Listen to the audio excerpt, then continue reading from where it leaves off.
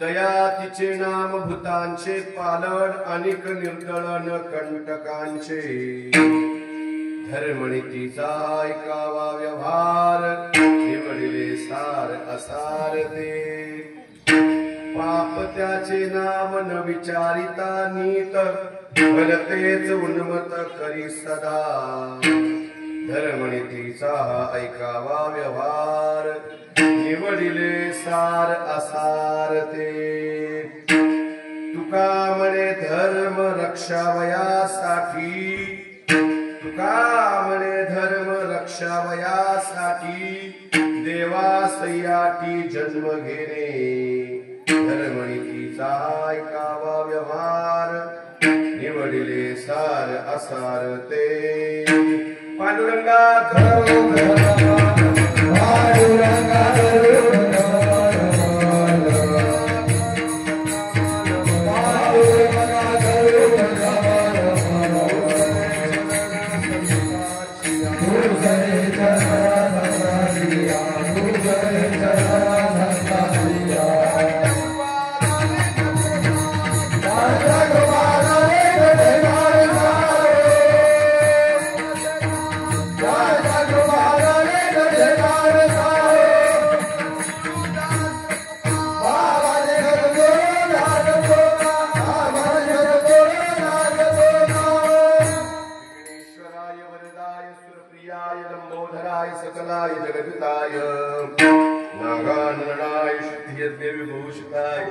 गौरी सुताय गणनाथ नमो नमस्ते महायोग पीछे तठे भीमरथाम कुंडरीकाय दातुम इंद्रे समागत तिष्ठन्तमानंद कंदम परब्रह्मलिंगम भजे पांडुरंगम रामाय रामभद्राय रामचंद्राय वेदसे रघुनाथाय नाथाय सीताय पतये नमः सर्वमंगलमांगल्ये शिवे सर्वार्थसाधिके शरण्य त्र्यंबके गौरी नारायणी नमोस्तुते चौक भरिला आसनी चौक भरिला आसनी चौक भरिला आसनी चौक भरिला आसनी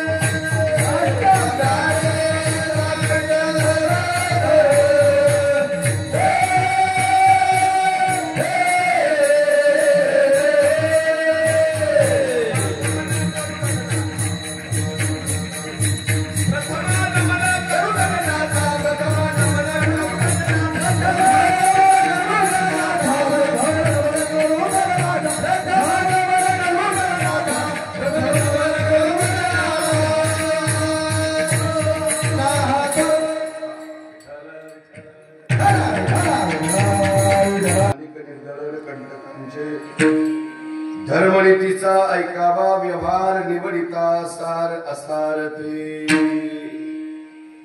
प्रस्तुत प्राप्त प्रसंगी कीर्तन रूपी सेवेसाठी निवडलेला अभंग महाराष्ट्राचं भूषण वारकरी संप्रदायाचं आराध्य दैवत चिंतकाचं महाराष्ट्राचं आराध्य दैवत संत श्रेष्ठ तुकोबरायांचा अभंग सेवेला आहे.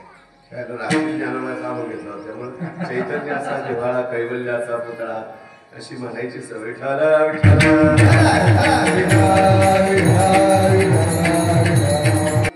कैवल्याचा पुतळा ज्ञानाचा सागर अनाथाची माय चैतन्याचं जीवन संत श्रेष्ठ ज्ञानोबरायाचे आवडते शिष्य तुकोबा विठ्ठल.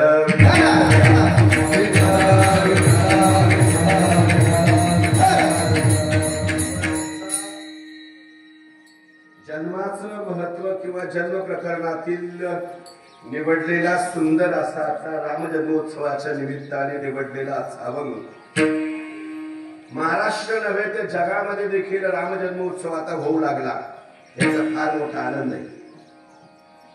आणि समस्त ग्रामस्थ मंडळी पिंपळगाव जोगा साराभाग प्रमाणे मला वाटतं 52 वर्ष ना 53 वर्ष नाम सप्ताहाला झाली.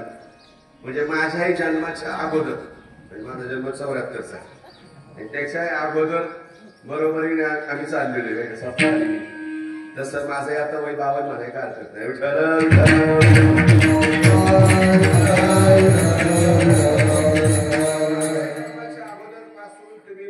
जुन्या पद्धतीमध्ये त्या काळात सुविधा नसताना सुद्धा अतिशय चांगला नाम सप्ताह अखंड हरिनाम सप्ताह पिंपळगाव जोगा आपल्या तालुक्यामध्ये आपल्या सप्ताहाचं नाव असतं.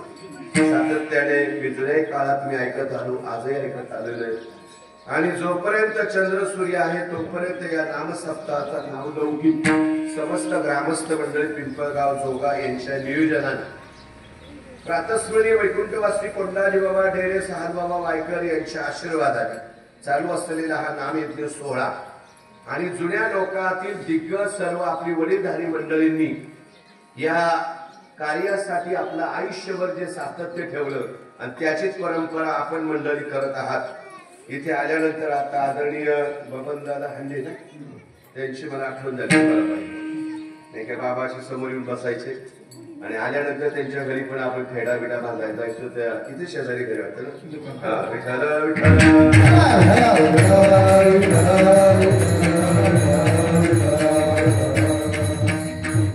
अतिशय उत्तम अशी साथ आमचे मुकुंद महाराज आहेत आमचे संतोष महाराज आहेत आदरणीय हंडे महाराज सुकाळे महाराज आदरणीय सुकाळे महाराज तुम्ही दोघे सुकाळे महाराज आदरणीय आमचे पंकज महाराज म्हणाय काय टाळी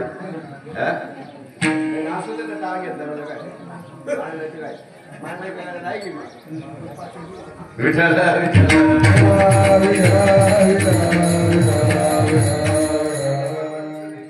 वाजेवाडीला छान कीर्तन झालं. तिथं गेल्यानंतर कौतुक करत होते तुमच्या तालुक्यातले जुनं व्यक्तिमत्व होते त्यांनी छान कीर्तन केलं.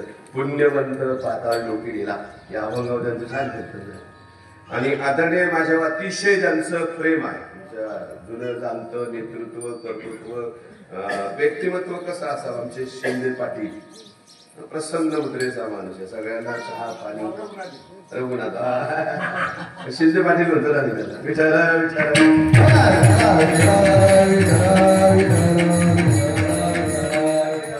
सुरुवातीचा कैवल्याचा पुतळा त्यांच्या राम मंदिरच का ते गावातलं राम मंदिरात घेतला होता.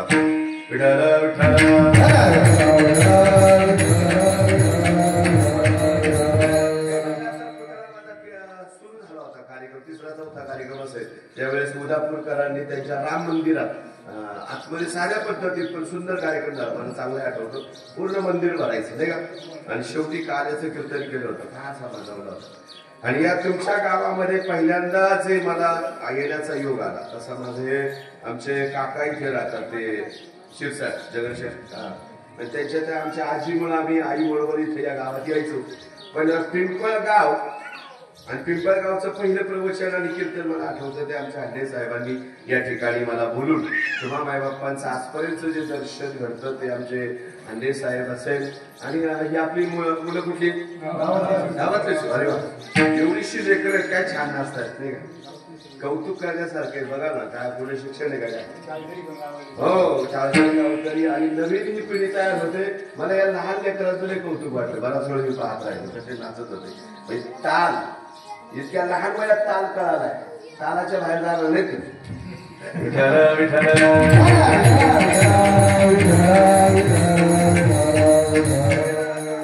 वेळ कमी आहे आणि निरूपण जास्त आहे. कारण काल्याचं कीर्तन, जन्माचं कीर्तन, पहिल्या दिवसाचं कीर्तन सांप्रदायिक बंधवे दंडके. जसं कीर्तनकाराने फेटा बांधावा, कीर्तनकाराने धोतर घालावं, कीर्तनकाराने पांढरी शुभ्र वस्त्र घालून कीर्तन करावं, असा संप्रदायाचा दंडक. हे जॅकेट विकेट असतात ते घालून देत नव्हते पहिले. मला आठवतं चांगलं महाराज, बऱ्याचशा जुन्या कीर्तनकाराचं ऐकलं मी. इस्त्रीची कपडे घालून जर कीर्तन करावं त्याला कीर्तन करून देत नव्हतं. तमाशा फळावत आलाय जॅकेट वगैरे घालून देत नसायच्या पूर्वीच्या काळी. पण आता एक चांगलं राहावं बिवं काय दुबळ पण दाखवायचं. आमचा देव जर श्रीमंत आहे तर आपण काय गरीब राहायचं. बापच आपला श्रीमंत आहे. श्रीमंत म्हणजे काय, बाप श्रीमंत असताना पोरग कसं जर राहत असेल तर नाव कोणा ठेवलं जातं म्हणून.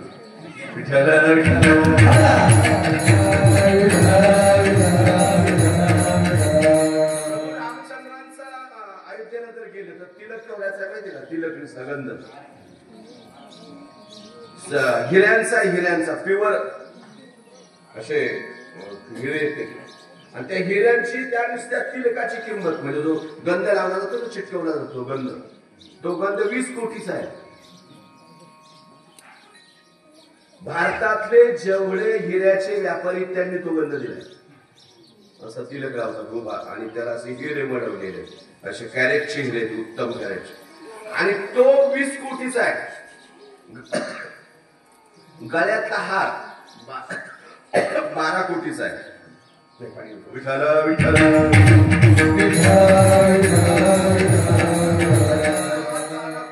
कंबरपट्टा 6 कोटीचा आहे. पायातली पैंजण 80 लाखाची आहे.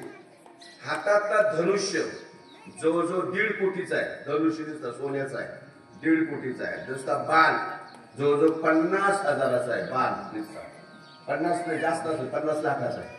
म्हणजे बाण, धनुष्य, आयुध, सगळी वस्त्र आणि शिवाय 7 दरवाजे आहेत. मंदिराला किती दरवाजे?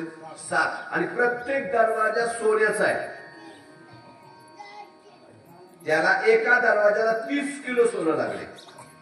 असे 7 दरवाजे पुढं आहेत. आता एवढा श्रीमंत जर बाप आहे कळत नाही माझं.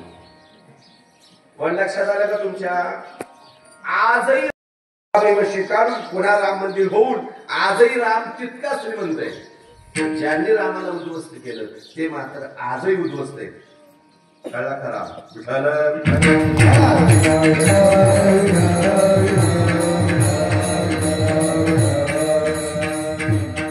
म्हणून अत्यंत जन्म कीर्तनकाराला संप्रदायाने बंधन घातलं का धोतर फेटा विटा स्वरूपात नसतं म्हणजे असं. जर समजा नसतं बंधन तर काय फरक पडतो. पॅन्ट शर्ट घातलं तीर्थ जमलं नाही का, पॅन्ट शर्ट घातलं टी शर्ट घातलं मस्त पैकी सजून नटून आलं जॅकेट बिकेट. मान्यता वारकरी संप्रदायाची तुला किती भाषा येतं, तुला किती अभ्यास आहे, तुझं किती पाठांतर आहे, तुझे किती अनुभव पाहते, त्याच्यापेक्षा तू संप्रदायाची परंपरा किती पाळतो याला महत्व देणारा संप्रदाय म्हणजे वारकरी संप्रदाय. किती येतं त्याला महत्व आहे. पण तू सात्विक किती, ड्रेस सात्विक पोशाख पाळला किती जर याला कुठे डाग पडला असेल तर 10 फुटावर पाहिलं तरी कलर दिसतो. याच्यावरचा कलंक पुसताय तो बघून का. पण इथं पडला जपतोय तसं याला जपायचं. हे जीर्ण वस्त्र सांगली आणि हे जीर्ण वस्त्र आहे. विठ्ठल विठ्ठल.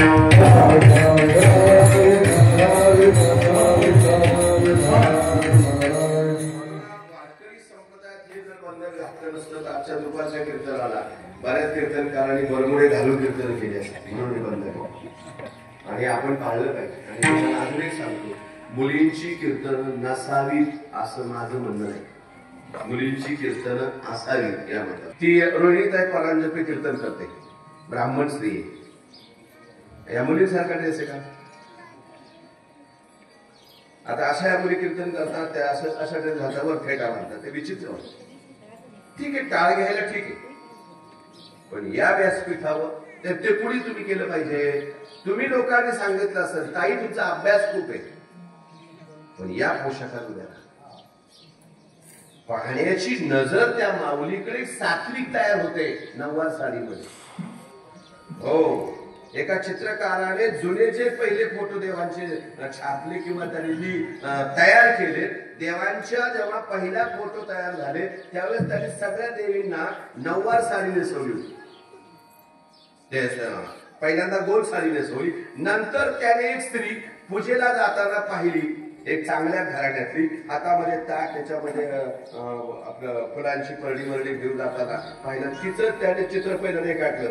तेव्हा त्याच्या लक्षात आलं या रूपात नववारी साडी देवीचं रूप अजून सात्विक दिसतं. म्हणून तिथून पुढं जेवढे त्याने देवींची चित्र काढली ती नववार साडीमध्ये काढली. महालक्ष्मी असेल, देवी असेल, म्हणजे नववार साडी अतिशय पवित्र नजरेने तिच्याकडे पाहणारी अशी सात्विकता जी आहे. म्हणजे संप्रदाय म्हणजे परंपरा. इंग्रजांनी 150 वर्ष राज्य केलं, एकही इंग्रज धोतर घालायला शिकला का? 150 वर्ष आमच्यात राहिले, धोतर घातलं का त्यांनी? 150 वर्ष आमच्यात राहिले. त्यांना असं वाटलं का यांची मराठी आपल्याला एवढं शिकावी? त्यांनी ते नाही केलं. त्यांनी असा आग्रह धरला, तुमची मराठी आम्हाला येण्यापेक्षा आमची इंग्रजी तुम्हाला यावी, म्हणून इंग्रजी शाळा केल्या. त्यांच्या देशातला बटाटा आमच्या देशात विकसित केला, पण आपल्या देशातलं रताळू त्यांच्या देशात नेलं नाही. मला काय, आपल्या देशात राहून आपली मराठी नाही शिकले, त्यांची इंग्रजी देऊन गेले. आपल्या देशात राहून आपला पोशाख नेला नाही, त्यांचा पोशाख आपल्याला दिला, पॅन्ट शर्ट आपण घालायला. लक्षात आलं? आपल्या देशात येऊन त्यांनी केक समारंभाला ते केक कापायचे आणि आपल्याकडे पेढे वाटायचे. पेढा आहे सात्विक, केक स्लो पॉइझन आहे. केक माहिती का स्लो पॉइझन कसं आहे? ते केकचा पदार्थ किंवा त्याच्यात असलेले पदार्थ, रवा असेल, मैदा असेल, ते फुगवण्यासाठी इश नावाचं एक केमिकल आहे, ते टाकावं लागतं तेव्हा ते फुगतं. बरोबर? पाव फुगवण्यासाठी तो पदार्थ टाकल्याशिवाय तो पाव फुगत नाही. एवढीशी गोळी एवढं करतं ते केमिकल आहे, ते हार्टला हानिकारक आहे.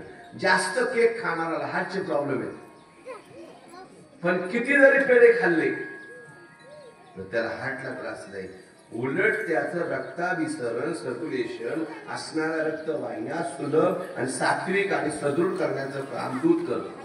त्याच्यात कॅल्शियमचं तुम्हाला प्रमाण मिळतं आणि त्याने शरीराला चांगल्या पद्धतीने सदृढ करण्याचं काम करतं दूध.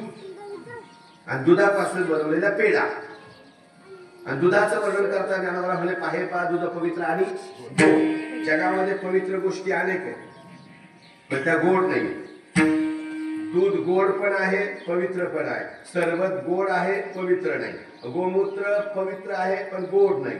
एक अशी गोष्ट आहे अपवित्र आहे पण पवित्र आहे, आणि अजून एक गोष्ट अशी पवित्र आहे पण ती अपवित्र आहे पण पवित्र आहे. एक जगामध्ये एक दोन वस्तू अशा आहेत का ज्या अपवित्र आहेत पण त्या पवित्र आहेत. या जगामध्ये दोन वस्तू आहेत अशा दादा, कोणत्या? एक त्याच्या अपवित्र आहे, ओकारी, उलटी. उलटी जर झाली तर आपण फ्रीज मध्ये ठेवतो, ऐकलं तरी चेहरे बदलले तुमचे. ओकारी शब्द काढला, एवढी ओकारी दुसऱ्याला सुद्धा मळमळ करून टाकायचं, सुद्धा बाहेर काढायचं काम करायचं, अशी वाईट. पण या जगातील एक ओकारी की पंचामृतात टाकल्याशिवाय पंचामृत तयार होत. मधमाशी अनेक फुलांवरचा मकरंद गोळा करून आपल्या तोंडात आणते आणि तिच्या पोट्यात आणून पोखते. उलटीची गरज औषध आहे ना ते मधमाशीचं. शिवाय राणी माशीच्या मुखात टाकायचं, मग त्याचे शुद्धीकरण करून त्या पोट्यात तयार करते. किती उष्टी, पण तरी ती पवित्र आहे. ओकारी. कफन. कफन म्हणजे काय? प्रेताला गुंडाळलेलं कापड. कफन आहे ना, अपवित्र आहे. पण ते पवित्र आहे. एक कफन असं या जगातलं कुठल्या प्रयत्नाचं गुंडाळलेलं कापड फेकून द्यायचं तर लोक म्हणजे चला एखाद्या गरीबाचा शर्ट होईल घेईल का गरीब किती दुबळा माणूस असला म्हणेल का द्या मला शर्ट होईल घेत नाही अपवित्र आहे ते. मग या जगातील एक कफन असं आहे का ते अपवित्र असून सुद्धा पवित्र आहे ते म्हणजे तुतीची पानं खाऊन रेशीमचा किडा स्वतःच्या अंगाभोवती जाळ तयार करून त्याचे धागे स्वतःच्या अंगाला गुंडाळून आतमध्ये तो गुरफटून मरून जातो. आतमध्ये जर तो कोश पाहिला तर आतमध्ये किडा मेलेला आहे आणि वरून गुंडाळलेलं ते कापड आहे त्याचे धागे काढून बनवलेलं जे वस्त्र आहे त्याचं नाव रेशीम वस्त्र आहे. ते रेशीम वस्त्र मीटरवर मिळत नाही ते वस्त्र तोळ्यावर आणि त्याची वस्त्र देवाला बनवतात. पण तो कोश जर पाहिला तर आतमध्ये किडा असा मेलेलं प्रेत आहे आणि त्याला गुंडाळलेलं ते कापड अपवित्र आहे पण पवित्र आहे. पण दूध पवित्र पण आहे आणि गोड आहे.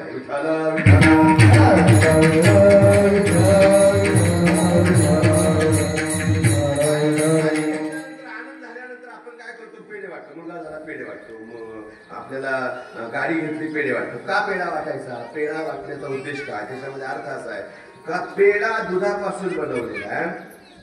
आधी दूध गोड त्याच्यात जर साखर पडली तर आपण काय म्हणतो दुग्ध शर्करा योग.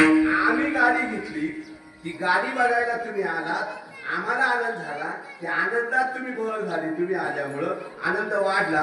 आनंदाचा डोह त्याच्यावरचे तरंग देखील आनंदाची डोही आनंद तरंग त्याच्यावरचा तरंग जो आनंद म्हणजे आम्हाला आनंद झाला तुम्ही गाडी बघायला आला त्याच्यामुळे आनंद द्विगुणित झाला.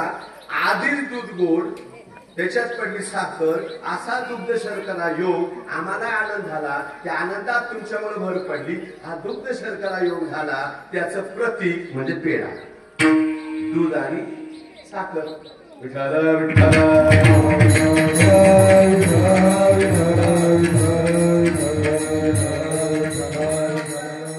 शर्करा योग प्रभू रामचंद्रांचा जन्मदिन राम जन्म उत्सव सोहळा महाराष्ट्रात होतो नवल नाही जगामध्ये सुद्धा आहे. त्या जगामध्ये व्यक्तिमत्व राम किती महत्वाचा आहे. राम जन्माला आल्यापासून पहिला श्वास तर शेवटचा श्वास म्हणजे राम नाही का. सहज आपण म्हणतो झाला मुलगा झाला नाही का खूप आनंद झाला. पण एखादा माणूस जर गेला तर आपण म्हणतो ते राम म्हटले नाही का ते राम. किंवा बघा झोपताना आपण काय करतो अलाराम लावतो. अलाराम काय सांगतो माहिती का आपण 5 5:30 मिनिटाचा टायमिंग सेट केला पण त्याला शब्द येतो मराठी अलार्म किंवा इंग्रजी सुद्धा अलाराम किंवा अलार्म शब्द येतो. पण तो अलाराम काय सांगतो रात्री तू जर झोपला तुझ्यातला राम जर सकाळी आला तर अलाराम रामच जर आला नाही काय तरी अलाराम म्हणजे राम किती जवळचा आहे. झोपल्यानंतर सुद्धा उठवण्यासाठी सुद्धा राम झोप लागण्यासाठी सुद्धा आराम. आरामशीर व्यवस्थित जर असं टेन्शन नसेल तर व्यवस्थित राम म्हणजे आराम होतो आणि उठवायला सुद्धा रामच लागतो म्हणून आराम. मग तो आराम सांगतो उठा तुमच्यातला राम आला. जर राम आलाच नाही तर मग घरापुढे गर्दी म्हणजे किती जवळचा राम आहे. विठ्ठल विठ्ठल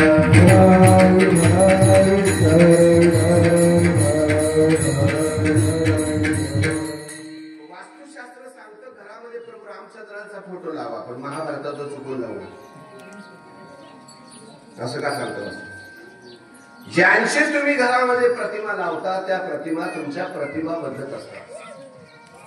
ज्यांच्या तुम्ही प्रतिमा घरात लावता त्यांच्यामुळे त्या पोरांच्या विचारांचे नकळत विचार आमच्या मनामध्ये येऊन जातात. छत्रपतींचा फोटो पाहिला तर नकळत हातांच्या मुठी वळतात. शून्यातून विश्व कसं निर्माण करावं काय होतं माझ्याजवळ दोन नाही का 2 ठिकाणची पुण्याची आणि सुप्याची त्यांची जाहीर याच्या पलीकडे आलं. अहो 19 फेब्रुवारी 1630 ला जन्म झाला पुढे आपल्याकडे झालं ना 19 फेब्रुवारी 1630. 1645 ला हिंदवी स्वराज शपथ. 1646 ला तोरणा घेतला पहिला किल्ला. 1647 ला पुरंदर घेतला. 1659 ला अफजल खान पाडला. 1660 ला पन्हाळा वेढा पडला. 2 मार्च 1660 तर 27 जुलै 1660 पालनाचा वेळा. 17 ऑगस्ट 1666 ला आग्र्याहून सुटका. 6 जून 1674 ला राज्याभिषेक आणि 3 एप्रिल 1680 ला महाराज गेले. किती होतो वय जाताना? 50 वर्ष 1 महिना. हनुमान जयंतीच्या दिवशी दुपारी 2:30 वाजता महाराज आपल्यातून गेले. तारीख होती 3 एप्रिल 1680. 50 वर्षात महाराजांनी 350 केले म्हणजे. विश्व निर्माण करताना या राजाचे नकळत तो फोटो जर पाहिला तर शून्यातून कसं विश्व निर्माण करावं अशी स्फूर्ती मिळते. म्हणून महाराजांचा फोटो घरात असावा. बऱ्याच लोकांना प्रश्न करतो महाराजांचा फोटो लावावा का? नाही, कारण त्याच्या पक्षवाद येतो. नाही, कोण शिवसेनेचं म्हणतं काय बोलणार? म्हणजे असं पक्षाचं का लावून घेऊ महाराजांना? मी कुठल्याही पक्षाचे तुम्ही असू द्या, पण घरात प्रभू रामचंद्रांचा आणि छत्रपतींचा फोटो पाहिजे. संभाजी महाराजांचा जर फोटो घरात असेल तर या तरुण पिढीला असं मिळून स्फूर्ती मिळते. काय? वाघाच्या जबड्यात घालून हात मोजती दात ही जात मराठ्याची. वयाच्या 14व्या वर्षी 6 ग्रंथ लिहिणार. वयाच्या 28व्या वर्षी 105 लढाया जिंकून येणारा युवराज आणि वयाच्या 32व्या वर्षी 40 दिवस हाल कोणावर जमाने मारले. झुकला नाही, वाकला नाही, मोडला पण झुकला नाही असा राजा युवराज म्हणजे छत्रपती संभाजी महाराज. अशांचे फोटो घरात काय फोटो लावता? सलमान खानचा फोटो लावायचा ना शाहरुख खानचा फोटो लावायचा. त्यांच्या फोटो पाहिलं का आपल्या केस होणार संस्कार होतात का? त्या फोटोकडे पाहिल्यानंतर सहज आपण आरशात पाहतो का नाही? लग्नात आपल्यावर संस्कार झाला का नाही? अहो, विवेकानंदांचा फोटो आहे अशा हाताची घडी. एकाने त्यांना विचारलं तुमचे बरेच फोटो पाहिले त्याच्यामध्ये हाताची घडी काय? ते म्हणले मला ती सवय लागली, मी काय पोच दिली नाही, चांगला फोटो यावा म्हणून पोच नाही दिली. ते म्हणले काय आलं, वाराणसीला गंगेचं स्नान केलं आणि घाटाहून जाताना माझी भगवी वस्त्रटी घातली तर त्या वडाच्या झाडावर 5-6 माकडे बसली होती. त्यांनी माझा तो भरत रंग कपड्यांचा पाहिला, माझ्या अंगावर घेऊन टाकलं. घाबरलो मी पळायला लागलो. मी पळतोय माकडे पळतात, मी पळतोय माकडे पळतात, मी पळतोय माकडे पळतात, मी पळतोय माकडे पळतात. शेतकऱ्याने माझी दमछाट झालेली पाहिजे. त्या शेतकऱ्याने नांगरत होता त्याने तिथं नांगर थांबवला आणि मोठ्याने ओरडला, स्वामी थांबा, आलो मी, थांबा मी आलो. खांद्यावर चाबूक टाकला आणि तो आला. मला असं वाटलं आता आज शेतकरी आला, हातात चाबूक घेऊन हा माकडे उचकून देईल. तो शेतकऱ्याने मला फार सुंदर मार्गदर्शन केलं. तो शेतकरी म्हटला, स्वामी या माकडांपासून तुम्ही जर पळत सुटले तर या माकडांपुढे तुमची ताकद पुरणार नाही. तुम्ही जेवढ्या ताकदीने पळाल त्याच्याही पलीकडे ते तुमच्या पुढे मारतील. किती पळाले ते तुम्हाला सोडणार नाही. त्याला एक काम करा, थोडस पळा आणि अचानक थांबा, हाताची घडी घाला आणि त्यांच्या पाहत राहा. ते म्हणजे मी शेतकऱ्याचं ऐकलं, शेतकऱ्याचा आधार होता. मी पळालो, माकडं पळाले, मी थांबलो, माकडं थांबली. मी हाताची घडी घातली, माकडांकडे पाहत राहिलो. माकडं माझ्याकडे पाहतात, मी त्यांच्याकडे पाहतोय. ते माझ्याकडे पाहतात, मी त्यांच्याकडे पाहतोय. ते माझ्याकडे पाहतात, मी त्यांच्याकडे पाहतोय. असं बराच वेळ चाललं. शेवटी माकडं कंटाळली, निघून गेली. ते म्हणजे मला तेव्हापासून शिकायला मिळालं, काम, क्रोध, लोभ, मद, मत्सर ही विकाराची माकडं यांच्यापासून मी पळत सुटलो. यांच्या पुढे माझी ताकद पुरणार नाही. याच्याकरता निवांत हाताची घडी घालावी. काय करतात ते बघावं. शेवटी ती कंटाळतात, निघून जातात. मग ती का माकडं असताना किंवा गावात त्रास देणारी माकडं त्यांच्या पुढे आपली ताकद पुरणार आहे काय? माग त्यांच्या पुढे सज्जनाची ताकद पुरत नाही. ते तुम्ही कसंही पळायचा प्रयत्न करा ते तुम्हाला गाठणार. त्यांच्यासाठी फक्त हाताची घडी घालायची, फक्त पाहत राहायचं मजा. शेवटी ती कंटाळतात, निघून जातात. मग विकाराची असू द्या, नाहीतर निंदा करणारी माकडं असू द्या, नाहीतर तुमच्या जळणारी माकडं असू द्या, नाहीतर तुम्हाला त्रास देणारी माकडं असू द्या, त्यांच्यापासून तुम्हाला सुटका करायची असेल तर हाताची घडी घालावं, तटस्थ राहावं, निवांत राहावं. आणि शेवटी ती कंटाळतात, निघून जातात. म्हणून मी तेव्हापासून मला हाताची घडी घालायची सवय लागली. ती अशी आहे. म्हणून तसे फोटो आहेत.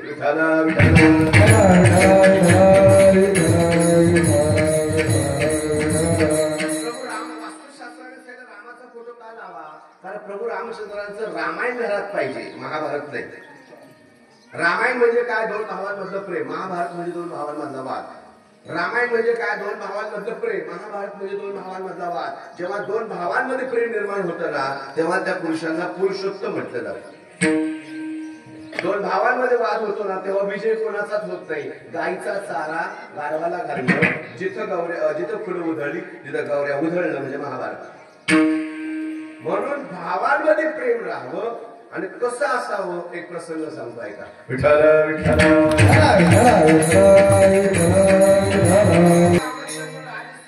बसलेले होते. ते लक्ष्मणाला म्हणतात, लक्ष्मणा तू माझ्या उजव्या हाताला बसत जा. उजव्या हाताला जागा दिली. आई साहेबांना म्हणाले जानकी तू माझ्या डाव्या हाताला बसत जा. हनुमंतराय म्हणाले दासे तो निकट हनुमंत काही केले. हनुमंतराय पाया जाऊन बसले आणि तेवढ्यात ते भारताला म्हणतात भरत राजछत्र घे, माझ्या मागे ये, राजछत्र उभा राहा. भारताने राजछत्र घेतलं, प्रभूंच्या मागे उभा राहिला. पण बुद्धिमत्ता वरिष्ठम वातात्मजम वानरयुक्तम मुख्यम स्थिरावधूतम शरणमध्ये मारुतराय म्हणतात प्रभू लक्ष्मणाला उजव्या हाताला घेतलं मला हवं. आई साहेबांना तुम्ही डाव्या हाताला बसायला दिलं योग्य जागा आहे. पण भरताला राजछत्र धरायला लावलं तेवढं काय आवडलं नाही. प्रभू म्हणाले भरताने राजछत्र धरावं ही माझी इच्छा आहे. का माहिती का म्हणता? जमलेल्या देवगंधर्वांना कळावं, जमलेल्या राजांना कळावं, जमलेल्या ऐक्यानगरीला कळावं, जमलेल्या देवगंधर्वांना कळावं, जमलेल्या ऋषीमुनींना कळावं, जमलेल्या मित्रांना कळावं, जमलेल्या राजांना कळावं, जमलेल्या मंत्रिमंडळाला कळावं, जमलेल्या ऐक्यानगरीला कळावं, जमलेल्या देवगंधर्वांना कळावं. हा प्रभू रामचंद्र भरताच्या छत्राखाली राज्य करतोय. राज्य त्याचं सांभाळतोय मी. भरताच्या छत्राखाली राज्य करतो याचा अर्थ खरा राज्याचा मालक माझा भरत आहे, मी त्याचा सेवक आहे हे जगाला कळावं म्हणून भरताने छत्र धरावं. असे विचार ज्या भावांमध्ये आहे त्या भावांना पुरुषोत्तम म्हणतात. तुम्ही सख्य प्रेम करत नाही पण यांनी सावत्रांनी प्रेम करून दाखवलं. किती प्रेम केलं. विठ्ठल